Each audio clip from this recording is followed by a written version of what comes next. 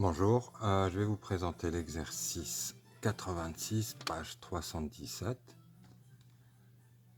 Lors d'une épidémie chez des bovins, on s'est aperçu que si la maladie est diagnostiquée suffisamment tôt avec le test, on peut guérir à moindre coût. Si le test est négatif, bien que l'animal soit malade, on avait vu déjà un exercice où c'est possible, le traitement est plus lent et cher, en plus du risque potentiel de contagion. Un test est mis au point. Et essayé sur un échantillon d'animaux, dont 1% est porteur de la maladie. De plus, si un animal est porteur de la maladie, le test est positif dans 85% des cas. Si un animal est sain, le test est négatif dans 95% des cas. Faire un arbre pondéré résumant la situation. Donc ici, on a oméga. Donc, soit l'animal est malade, soit il n'est pas malade, et dans ce cas, il est sain. Et qu'est-ce qu'il nous donne comme information? Il y a 1% qui sont malades, et donc 99% qui ne le sont pas. Si un animal est porteur de la maladie, donc s'il est malade, le test est positif, donc positif, dans 85% des cas. Et donc il est négatif dans 15% des cas. De même, si un animal est sain, pas malade, alors il est négatif dans 95% des cas et il est positif dans 5% des cas. Voilà. Question 2. Calculer la probabilité qu'un animal soit malade et positif. Donc, il faut calculer la probabilité que l'animal soit malade et positif.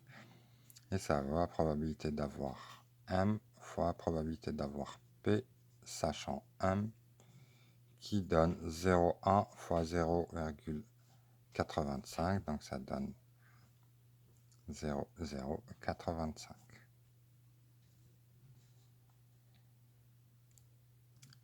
Troisièmement, donc ça c'est la probabilité que l'animal choisi soit malade et soit testé positif. Troisièmement, le coût de soins à prodiguer à un animal ayant réagi positivement au test est de 10 euros. Et le coût du traitement lent d'un animal non dépisté par le test et ayant développé la maladie est de 1000 euros. On suppose que le test est gratuit. Calculer l'espérance mathématique de la variable aléatoire associant à un animal le coût à engager. Donc là, je pense qu'on va juste voir ce que ça coûte de guérir un animal. Donc, ceux qui sont pas malades, on leur fait rien, on les met de côté. Donc, on va juste s'intéresser à ceux qui sont malades.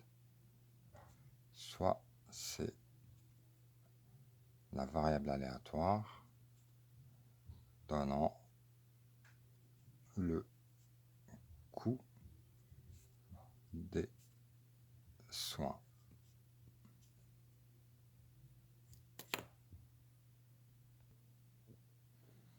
Donc les deux valeurs que peut prendre C sont 10 et 1000.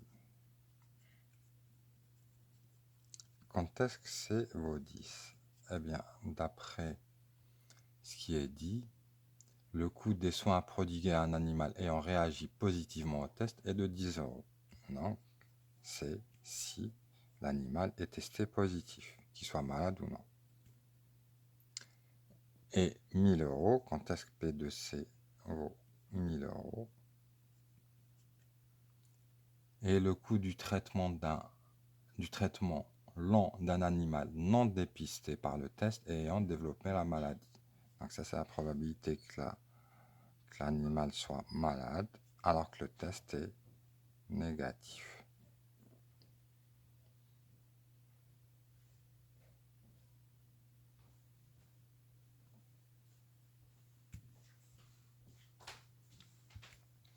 Donc il faut calculer tout ça. On a calculé P de M inter P. Donc ça c'est égal à P de M inter P plus P de M bar inter P. On a déjà vu dans la partie probabilité conditionnelle comment calculer tout ça. Ça aussi, ça se calcule facilement. Donc je vais directement donner les valeurs numériques. Donc P de 1 inter P, on a calculé, ça donne 0,085.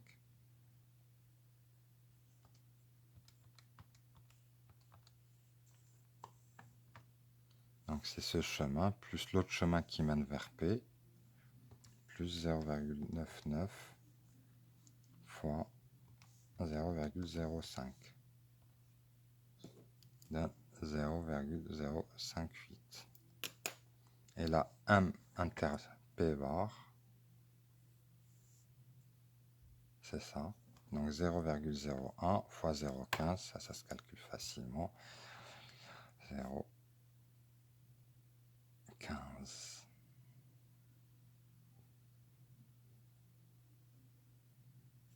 Donc on calcule l'espérance de C. Ici, c'est facile. C'est 10 fois 0,058 plus 1000 fois 0,0015 qui donne 0,58 plus 1, 2, 3, 1,5 qui donne 2,08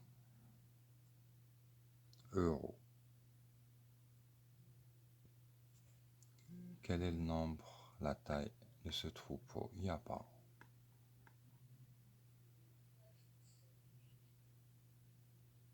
Donc, en moyenne,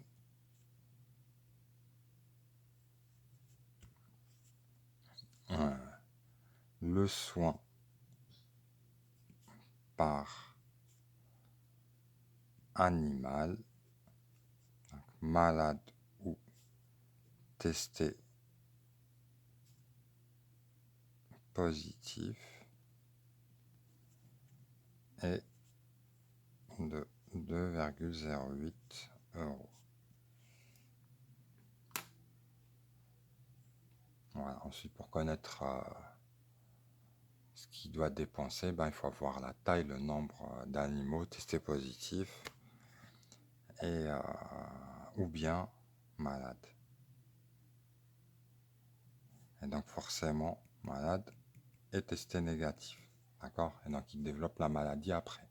Ils sont testés négativement, donc ils continuent. Ensuite, ils développent d'autres symptômes plus apparents et là, c'est plus long à guérir. Ou plutôt à traiter. Voilà.